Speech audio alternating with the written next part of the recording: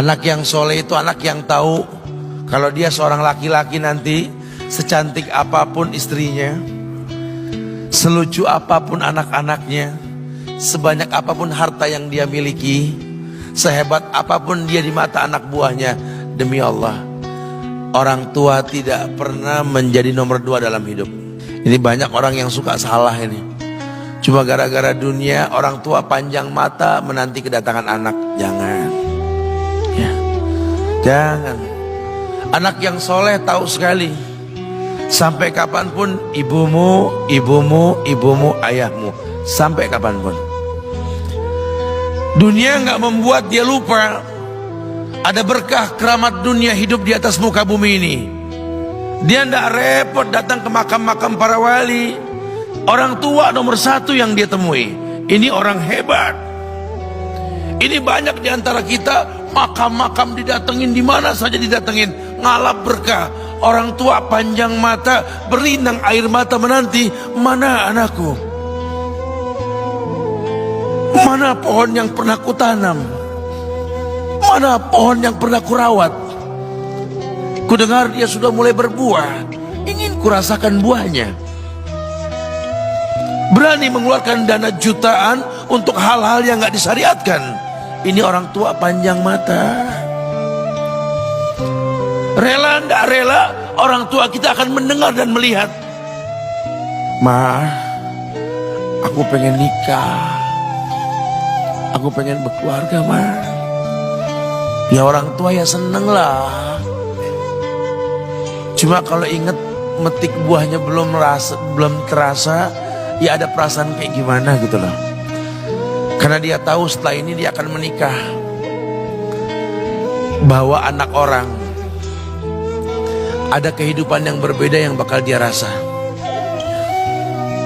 Orang tua makin hari makin rentan, bukan makin seger. Yang perempuan dibawa orang, ya Allah. Baru kemarin perasaan mainin poni, ini anak perempuan kita, betul. Baru kemarin mainin kepangan rambutnya, ya Allah. Ya Allah, baru kemarin perasaan saya titah dia, titah, ya Allah. Belajar jalan, bisa berlari bawa sesuatu, coret-coret tembok, aduh Masya Allah. Sekarang udah gede, dibawa orang, ya Allah, Masya Allah. Yang laki dekat sama mamahnya. Baru kemarin tangan mungilnya kita tuntun, kalau kelepas dia nangis, betul. Sekarang tangannya keker besar, tangan ibunya keriput, betul. Mau nangkep tangan anak pun sudah mulai susah. Membawa anak orang datang dengan gagah, cium tangan, cipika-cipiki, udah. Ma, kita jalan dulu ma ya. Udah mama, udah. Digandeng tangan kekasihnya, dirangkul pundaknya. Ini anak laki ndak tahu ibunya kayak diiris-iris jantungnya. Dia lihat tangannya yang keriput, ya Allah. Udah berapa lama tangan ini nggak dibawa sama anak ini? Udah berapa lama tangan ini nggak digandeng sama anak saya? Kita merasa bangga akur merangkul istri kita, ibu kita ngelihat pundaknya. Udah berapa lama pundak ini nggak dirangkul seperti itu, ya Allah. Dulu aku berdandan secantik-cantiknya, ku dandankan anaknya, ku bawa di hadapan kawan-kawanku bangga. Lihat anakku. Tapi dia tidak pernah berdandan rapi membawa aku ke hadapan teman-temannya. Lihatlah ibuku. Ibunya sudah kebayang, ya Allah, ini anak bakal minta nikah sebentar lagi. Yang wajar kalau orang nanam pohon pengen metik buah, wajar. Ini buah belum terasa, pohon sudah mau dibawa. Kebayang tidak? Ya Allah. Mulai dia kebayang. Sehingga rasa-rasa seperti ini menjadi tumpukan rasa di hati orang tua kita, yang nanti pada akhirnya dia pun bakal kembali ke hadirat Allah. Kita pun bakal kembali ke Allah, betul? Sementara yang namanya kemuliaan datang dengan cara sabab yang benar. Ridallah fi ridal walidain wa sukhtullah fi sukhtil walidain. Ridanya Allah ada di ridho orang tua, murkanya pun sama. Karena semua ibadah yang dia lakukan berujung pada surga. Dan yang paling gampang ketika dia mau menaklukkan dunia, demi Allah, berkah orang tua dulu yang dia ambil. Ini dirasa oleh orang mulia yang Nabi katakan, innahu min ahlis sama, innahu min ahlis sama. Manhu? Siapa dia? Sahabat, manusia yang pernah hidup zaman sahabat tapi nggak ketemu Rasul, yang bernama Uwais Al-Qarni, pemuda miskin pengembala kambing di negeri Yaman. Padang tandus yang dia tinggal di situ, yang dia kesampingkan hidupnya untuk ibunya, untuk ibunya. Tidaklah terucap kalimat satu yang ingin ibunya pengen, kecuali Uwais pasti akan melakukannya apapun, dan ibunya cacat. Apa kata Uwais? Tidak akan pernah terlontar kata dari mulut ibuku kecuali kan kulakukan yang dia inginkan. Masya Allah. Ibunya cacat dan dia menomorduakan diri, yang penting orang tuanya dulu. Hingga satu waktu ibunya berkata, wahai Uwais, ibu sudah tua. Andai kematian mendatangi ibu, ada beberapa keinginan yang ibu pengen merasakan keinginan tersebut. Mungkin enggak ya? Apa Bu? Katakan. Ibu pengen haji.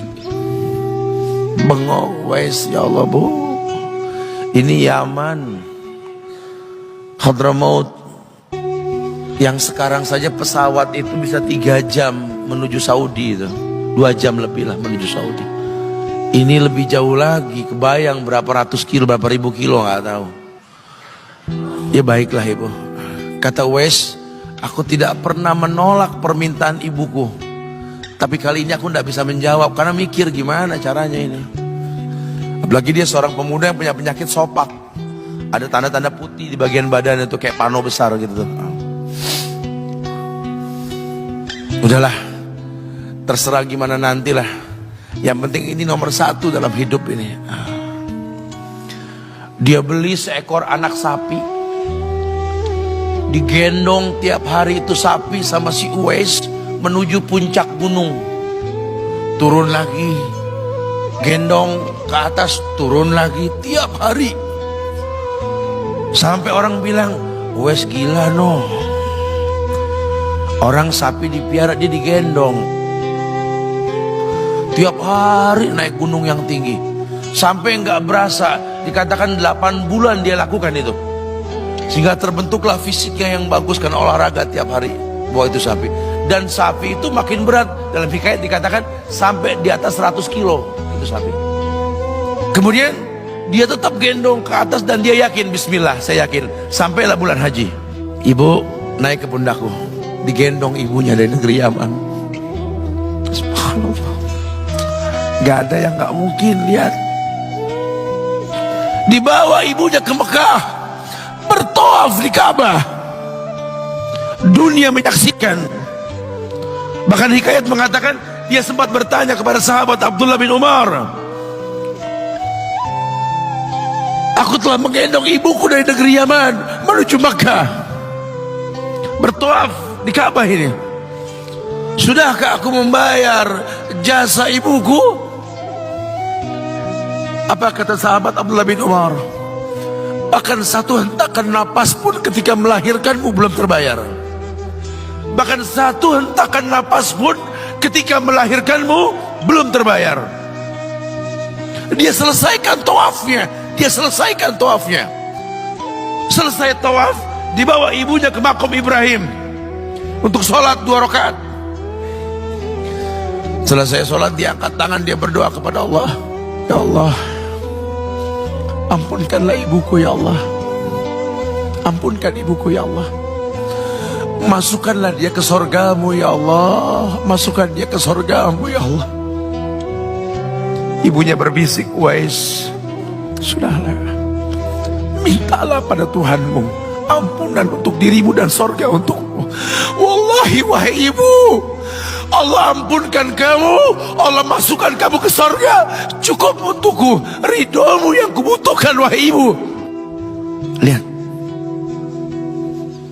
manusia saleh, hasil doa Rabbi habli minas solihin. Lihat, makanya ketika Nabi mengatakan innahu min ahli sama, ini manusia penghuni langit, Umar